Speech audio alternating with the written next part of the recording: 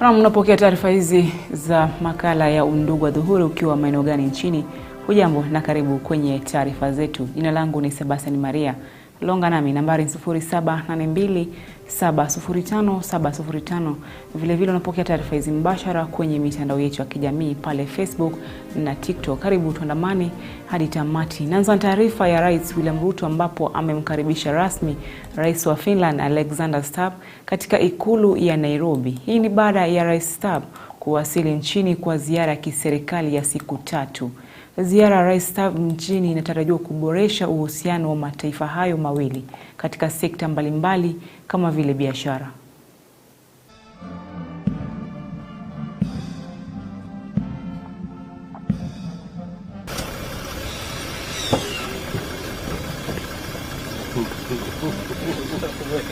My brother, Mr. President. Nice. How are you, sir? Welcome to Nairobi. Really lovely. Welcome to Kenya. Thank you. This is Lovely to be here. Lovely to be Thank here. you. Thank you. Hello, Rachel. Very nice to meet you. How are you? Hi. Thanks for the invitation. Nairobi, welcome to Kenya. Yes. Very nice welcome with the flags and everything. Yes. Welcome, Mr. President. Welcome.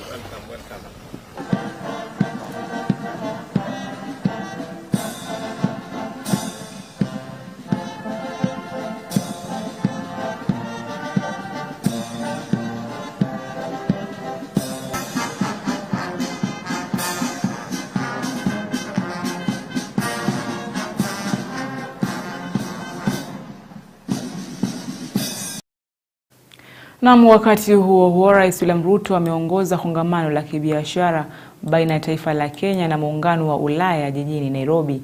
Rais akibaini kuwa makubaliano ya kufanya biashara na Uingereza umeipa taifa la Kenya soko ya dola trilioni 3 na dola bilioni 503 na mataifa ya Uarabuni. Balozi wa muungano wa Ulaya hapa nchini Kenya, Henry Ginger, akisema Ulaya ndio soko kuu la bidhaa kutoka Kenya na kongamano hilo litaweza kuboresha biashara baina yao.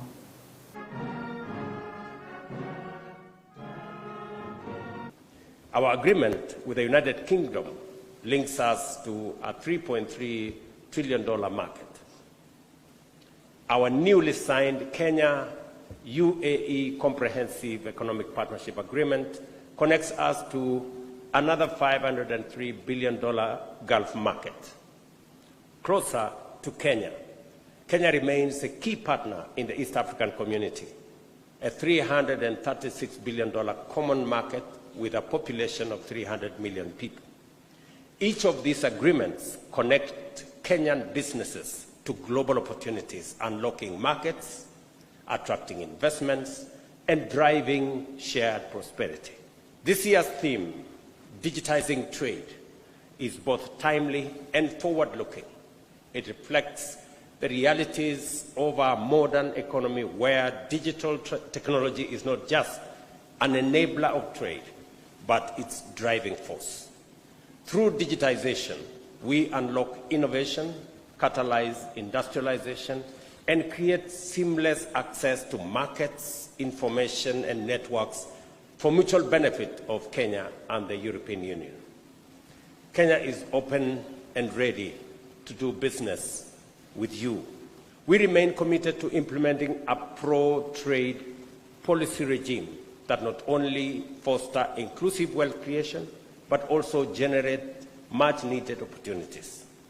Our goal is to build a comprehensive, resilient economy that benefits every Kenyan while strengthening mutually beneficial partnership with allies like the EU. The EU continues to be Kenya's first trade partner in exports, and today's forum is a key opportunity to explore how we can fully harness its potential, creating jobs and growth in both Kenya and the EU. Na kinara wa Wiper Kalonzo Musyoka ameshinikiza naibu wa rais Profesa Kithure Kindiki kujiuzulu mara moja kutokana na maamuzi ya mahakama ya rufaa kuwa naibu jaji mkuu Philomena Mwilu hakuwa na uwezo wa kuunda jopo lililosikiza kesi ya Rigathi Gachagua. Kalonzo akidokezea kuwa kesi hiyo ilichangiwa sana kisiasa na haikufuata mchakato hitajika. We are very concerned with the state of the legal situation now before us. We clearly have a constitutional crisis.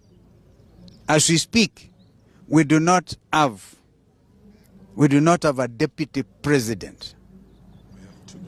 We have two deputy presidents, okay? And I respect Kithure Kindiki. He's from my part of the country. He should do the honorable thing and resign so that he can now allow due process to take place.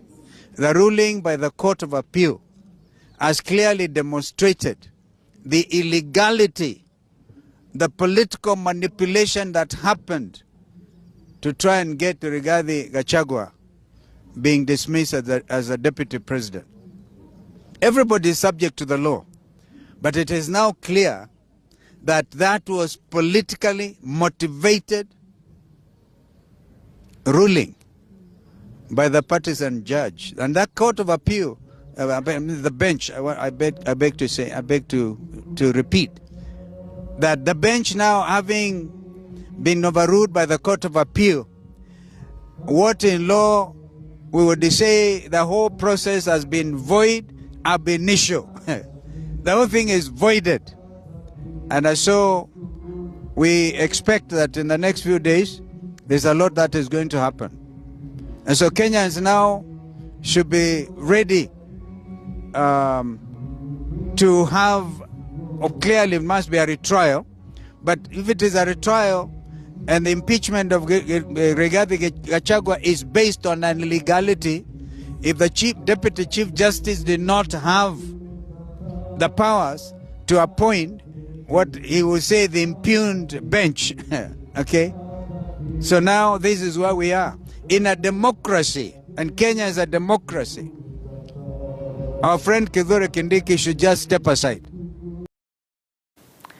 Tuelekee katika kaunti ya Embu ambapo seneta wa kaunti hiyo Alexander Mundigi amewarai viongozi wa kisiasa kuunga mkono uteuzi wa kamati mpya ya tume huru ya uchaguzi na mipaka IEBC uliofanywa na Rais Ruto, huku akiwasuta baadhi ya viongozi wa upinzani wanaopinga uteuzi huo kwa kile alichotaja kama kupinga maendeleo ya serikali nchini. Mundigi akidokeza kuwa uteuzi huo wa tume ya IEBC utasaidia sana maeneo ambayo hakuna wawakilishi na pia kusaidia Wakenya katika uchaguzi mkuu wa mwaka 2027. Katika Kenya ama kona zote, hakuna wakati watu wataridhika, hata kama ni Kalonzo amekuja kuchagua mtu, ama kama ni nani. Kwa hivyo ni watu wa upinzani. Na mara mingi walikuwa wasema chairperson anja kuchaguliwa, lakini wakati amechaguliwa wameanja kuleta foronjo na kuleta vitu zile zingine haifai. Kwa hivyo ningeomba wakome na hiyo maneno wanasema, tushikilie huyu ndio tuweze kuona vile atafanya kazi kulingana na ile nafaa. Kwa sababu expectations za watu zilikuwa za kila mtu. Ingata mimi ningeulizwa ningetaka mtu yangu, lakini kulingana na ile mtu amepitishwa njia ile nafaa, tumeona ametangazwa. Kwa hivyo ni sisi tumshikilie. Hiyo mambo ingine ni mambo ya siasa. Na pia nikikumbusha watu, hata katika Biblia wakati wa Yesu Kristo hakuna watu wakuwa wanaaminiana wote. Kulikuwa na wafuasi wa Yesu wale walikuwa naongoza walikuwa 12, na huko ndani kunakuwa na wale wazuri na wengine wambaya. Kwa hivyo nataka tuseme tumshikilie, na ninajua atafanya kazi mzuri, na pia rais wetu amefanya kazi kulingana vile anaona inafaa. Umiso yangu ni watengeze makaratasi ya election ama watangaze kulingana na vile inafaa. Ile ningeuliza ni wananchi wasifikirie kupotoshwa na wale wambaya juu ya mtu atakuja pesa nyingi ama atakuja pesa kidogo. Ile kitu nataka kusema, wakati election itatangazwa, tufanye election ya amani, either ni ya MP ama ni ya women rep ama ni MC, kwa sababu unakumbuka wiki jana tumeona yale mambo yametokea huko katika Nyanza, ati mtu mmoja amekuwa kuna msukasuko ameuawa juu ya mambo ya siasa. Kwa hivyo ningeomba wale watu watakuwa kifanya kampeni na wale watafanywa kampeni ambaye wenye voters waweze kufanya wakati ule, kama ikifika watu waweze kufanya siasa ambaye ni amani, na waweze kuchagua viongozi bila kusema ni wa mrengo huu ama ni wa mrengo huu. Waweze kuchagua viongozi wale wataweza kuwafanyia kazi. Na aliyekuwa naibu wa rais Rigathi Gachagua amesema kuwa ana imani kuwa idara ya mahakama nchini itatenda haki katika kesi ya mchakato wa kubanduliwa kwake afisini. Haya yanajiri baada ya mahakama ya rufaa kuamua kuwa jopo la majaji lililoteuliwa na naibu jaji mkuu Philomena Mwilu halikuwa halali kikatiba. Aidha, ameshinikiza kuwa muungano wao utatoa kiongozi mmoja tu atakayeungwa mkono kupambana na Rais William Ruto katika uchaguzi mkuu wa mwaka 2027. Baada ya mahakama ya rufaa kuamua kuwa jopo la majaji lililotolewa na naibu jaji mkuu Philomena Mwilu alikuwa halali kuamua kesi ya kubanduliwa kwa Rigathi Gachagua, aliyekuwa naibu wa rais Rigathi Gachagua amesema kuwa yuko na imani kubwa na mahakama nchini kwamba itafanya haki kikamilifu kulingana na mchakato mzima, kwani kunao majaji walio waaminifu. Have confidence and faith in our judicial process. And the framers of the 2010 Constitution created 4 levels of judicial intervention: the Magistrates Court, the High Court, the Court of Appeal, and the Supreme Court. So that if you don't get justice in one of the levels of intervention, kama upati justice pale Magistrates Court, utapata High Court. Usipopata hapo, utapata Court of Appeal. Usipopata hapo, Supreme Court. In those 4 courts, somehow we have judges of integrity who will be able to give justice not only to Rigathi Gachagua but to the people of Kenya. Viongozi wafuasi wa Gachagua wakisema kuwa sasa ni wajibu wa Rais Ruto kurudishia Gachagua ulinzi wake na mshahara wake kikamilifu kikatiba, kwani kutolewa kwake hakukuwa halali kulingana na katiba ya Kenya. Tumeona koti imesema this is the deputy president. We are telling the president William Ruto arudishe security ya deputy president. Tunataka kumwambia President Ruto arudishe mshahara yake. Hiyo judge bench ilikuwa imeundwa kinyume na sheria. Na kama iliundwa na kinyume na sheria, hiyo ni kumaanisha deputy president ni nani? Deputy president ni nani? Deputy president ni Gachagua. Yule mwingine ni exhibit. Yule mwingine ni exhibit to show how judiciary can be misused. Rigathi ameweka wazi kuwa wakati mawakili wake wanafanya juhudi mahakamani, kazi iliyosalia kwa muungano wao ni kujadili jinsi ya kutoa mgombea mmoja tu na watamuunga mkono kikamilifu mwaka 2027. Hao mawakili wetu waendelee huko kotini. Sisi tunaendelea kuunganisha watu wetu. Sisi hatuwezi kosana. Sisi tutaketi tutoe mtu mmoja. Kama ni mimi au wengine wote wataniunga mkono. Ikisemekana si mimi ni Kalonzo, sisi yote tutamunga mkono. Ikisemekana si mimi si Kalonzo ni Wamalwa, sisi yote tutamunga mkono. Isiposemekana ikiwa sisi yote ni Martha Karua, sisi yote tutamunga mkono. Ikisemekana sisi sote ni Matiang'i, sisi tutamunga mkono. Bora tutoe one. Hapo mko tayari?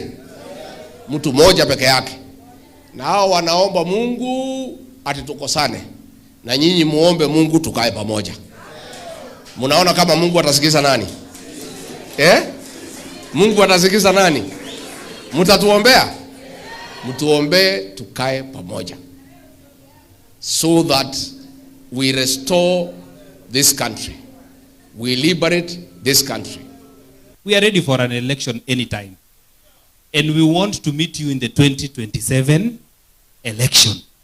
Sisi hatuna shida utachagua nani, kwa sababu kwa polling station watatuzuia kuchaguana.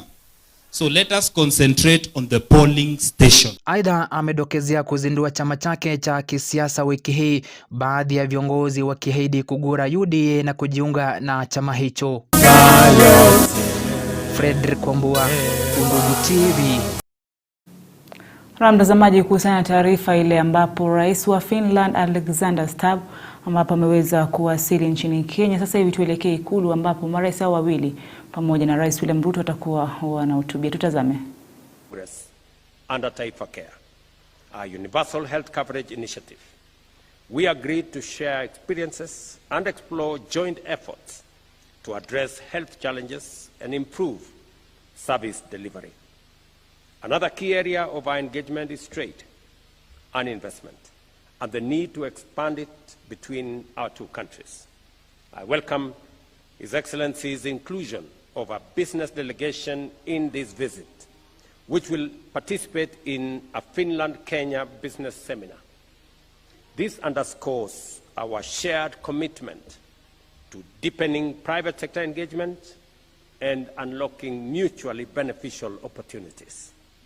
Our two nations remain committed to the effective implementation of the Kenya-EU Economic Partnership Agreement, which came into force June last year. Our meetings also identified forestry as a key area of collaboration. I commended Finland for maintaining a forest cover of 75% of its land mass, and we will collaborate closely to draw on Finland's expertise as we pursue our ambition of achieving 30% forest cover by planting 15 billion trees by 2032. We equally look forward to learning from Finland's expertise in sustainable forest management, reforestation technology, biodiversity conservation, and balancing economic and environmental goals. At the multilateral level, we reaffirmed our shared commitment to a rules-based international order and fair, inclusive financing for sustainable development. We also pledged continued support for global climate action, and I briefed President Stubb on the outcomes of the Africa Climate Summit held in Nairobi in September 2023, including Africa's commitment to leading green energy transition. We recognize the alignment between Finland's climate diplomacy and Kenya's ambition to achieve 100% clean energy by 2030. We agreed to strengthen partnerships in climate-smart agriculture, renewable energy, and biodiversity conservation. In our discussions, we also addressed pressing global and regional security concerns. We noted the devastating impact of conflict on livelihoods and sustainable development and reaffirmed our commitment on mobilizing international support for peace efforts in the Horn of Africa and the Great Lakes region. I also assured President Stubb of Kenya's continued advocacy for dialogue as a path to resolving the Russia-Ukraine conflict. As we embark on this historic first visit by a Finnish president to Kenya, we reaffirm our commitment to strengthening Kenya-Finland relations for the mutual benefit of our two peoples. Once again, I extend a very warm welcome to the Excellencies and wish them a fruitful and memorable stay in Kenya. It is now my pleasure, ladies and gentlemen, to invite my guest, President Stubb, President of the Republic of Finland, to deliver his remarks. Mr. President.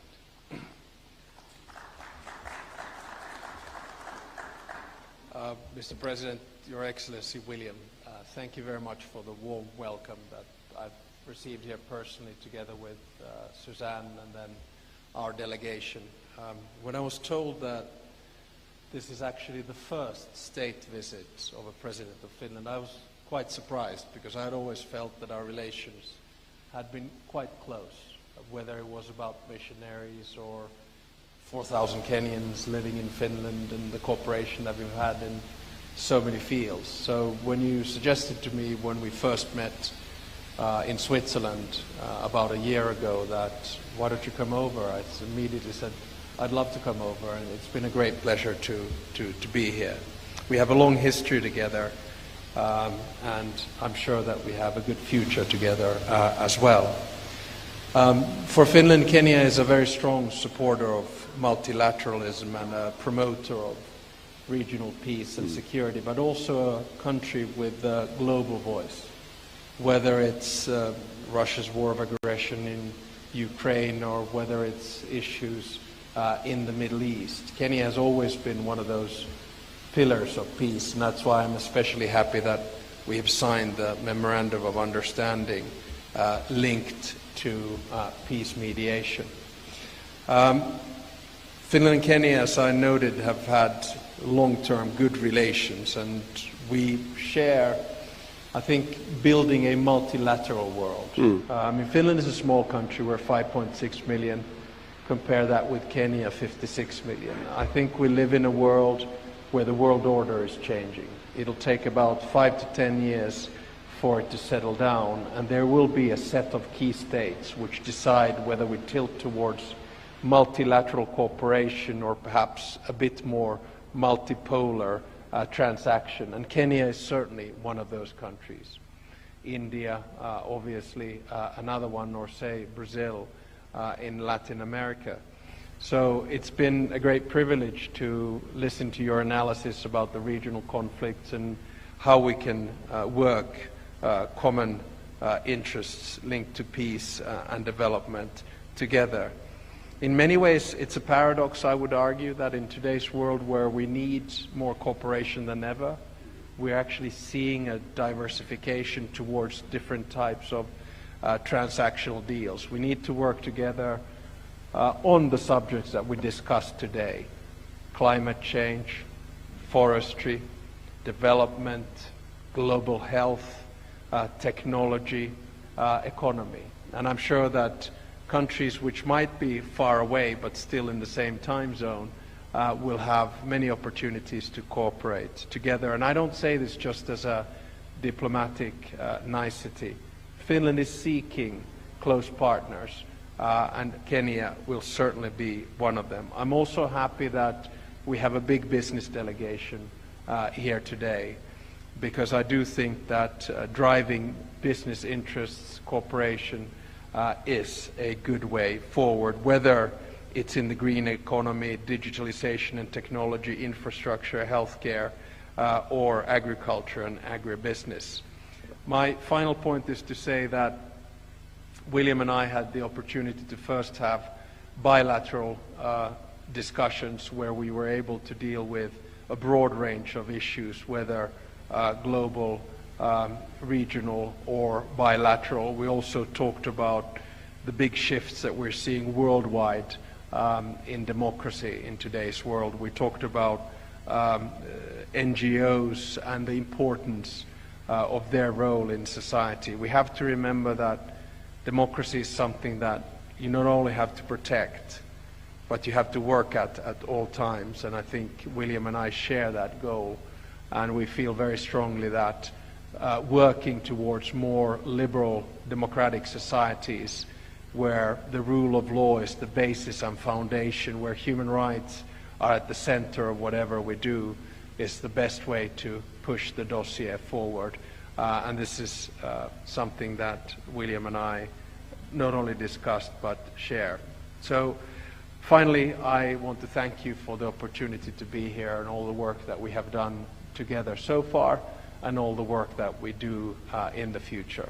The nice thing with modern diplomacy is that we shared numbers already a year ago, so we're in constant contact anyway.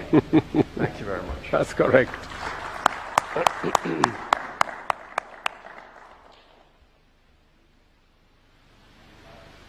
And that brings us to the end of the joint press briefing from the two heads of state. Mtazamaji, na hapo ndo natamatishia taarifa zetu makala ya Undugu Adhuhuri. Asante kwa kutazama runinga ya Undugu. Kwaheri.